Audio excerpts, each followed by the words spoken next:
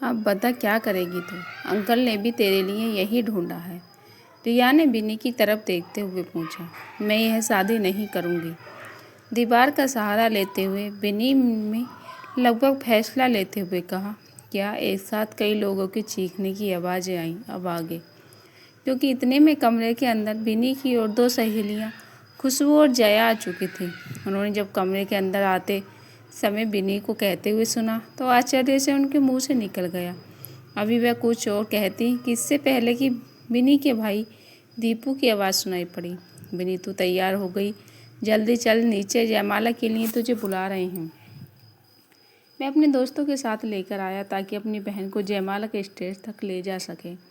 पर बिन्नी की हालत देखकर उसे हैरानी हो रही थी। उसने अपने दोस्त को वहीं दरवाजे के पास ही रोक दिया और खुद अंदर बढ़ गया। बिन्नी तू ठीक तो है ना?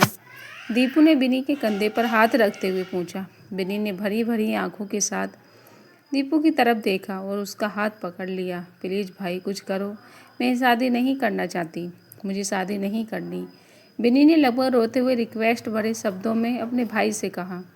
दिमाग खराब हो गया क्या तुम्हारा? दीपू को बिन्नी की इस बदले हुए व्यवहार से हैरानी होने लगी थी। उसे समझ नहीं आ रहा था कि उसकी जो बहन कल तक शादी करने के लिए मरी जा रही थी, वह अचानक से शादी क्यों नहीं करना चाहती। तभी इन लोगों की छोटी बहन अवज्ञा भी चली आई। भाई कितनी देर कर रहे हो?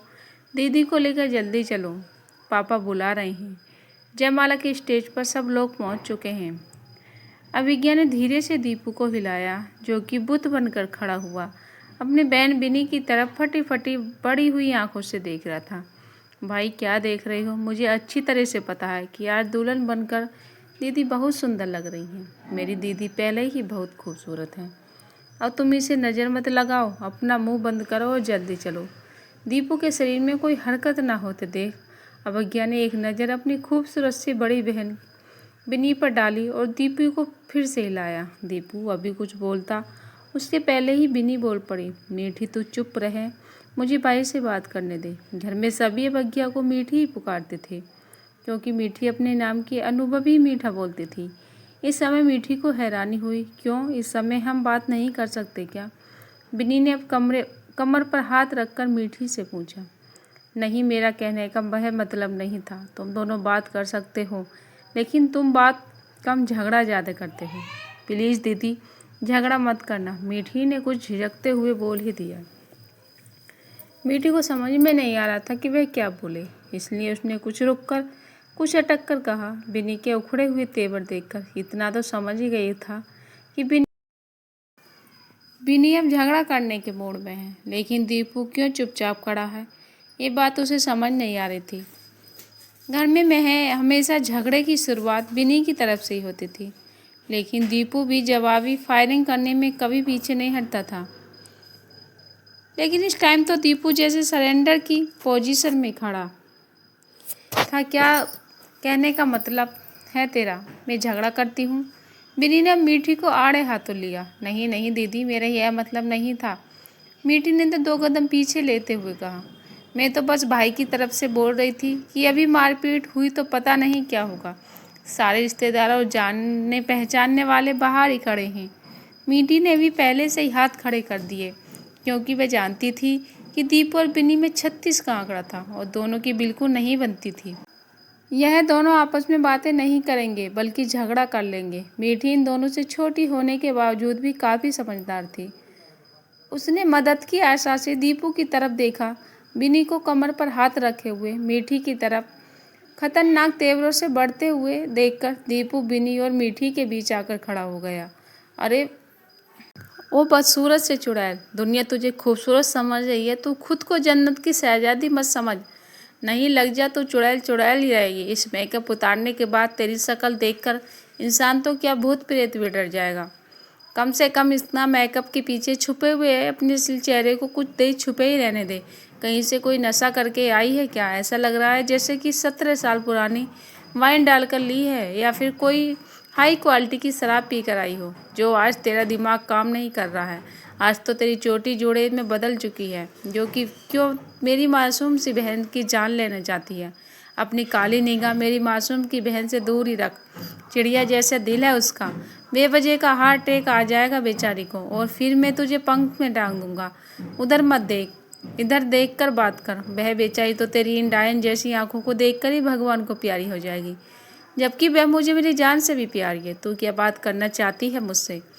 तुझे मुझसे बात करनी है ना, तो मुझसे बात कर। मेरी प्यारी मीठी को छोड़ दे। और यह है क्या फालतू का तू बोल रही है? शादी नहीं करनी? दिमाग तो होश में है तेरा ना? दीपू ने हल्के गुस्से में बिन्नी से पूछा। दीपू की इस हद से गुस्से में बोलते हुए देखकर बिन्नी को अपनी गलती का एहसास हुआ।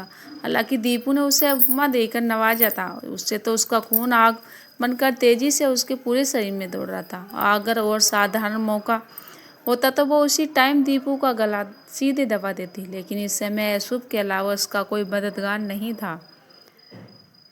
जरूरत पड़ने पर गधे को भी बाप बनाना पड़ता। बस इसी बात को ध्यान में रखते हुए इसलिए उसने थोड़ा रिक्वेस्ट भरे अंदाज में दीपू से कहा, भाई प्लीज़ कुछ करो ना, मेरी ज़िंदगी बर्बाद हो जाएगी। मैं इस लड़के से साथ कभी शादी नहीं कर सकती।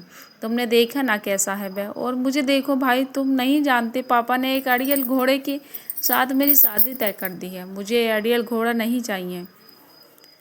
प्लीज़ भाई मेरी मदद करो, मैं ये शादी नहीं करना चाहती। बिन्नी ने अपनी प्रॉब्लम अब खुद कर बताई।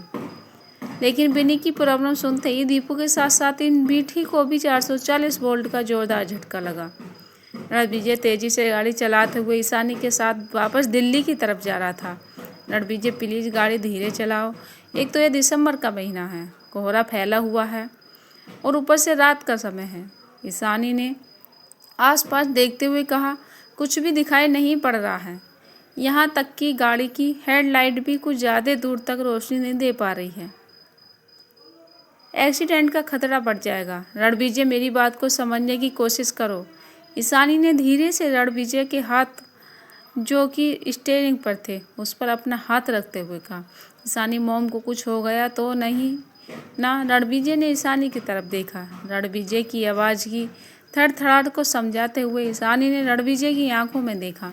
रणविजय की आंखों में उसका डर साफ दिख रहा था। साधना जी ने चाहा रणविजय के साथ जो भी किया हो, लेकिन रणविजय के दिल के अंदर आज भी उनकी मोहब्बत कहीं ना कहीं जिंदा थी।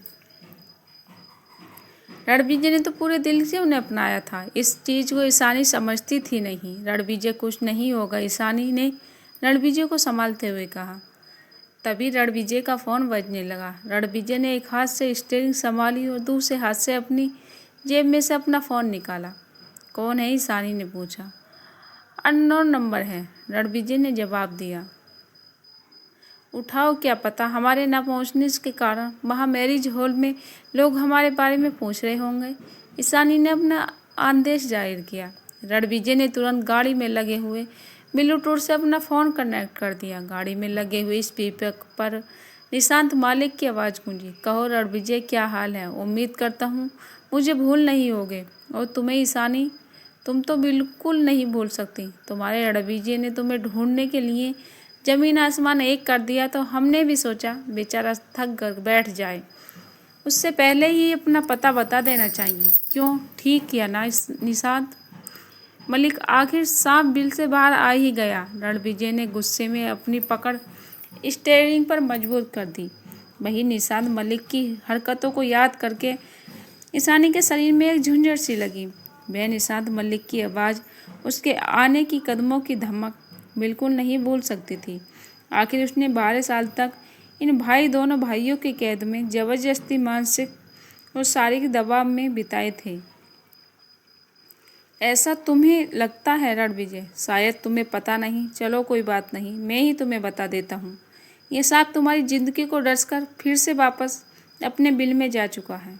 अब बस तुम बैठकर लकीरें पीटते रहो। निशांत मलिक दृष्टा से हंसते हुए बोला। क्या? अपनी ज़िंदगी का नाम सुनकर रणविजय के पर तेजी से ब्रेक पड़े और गाड़ी झटके से रुक गई।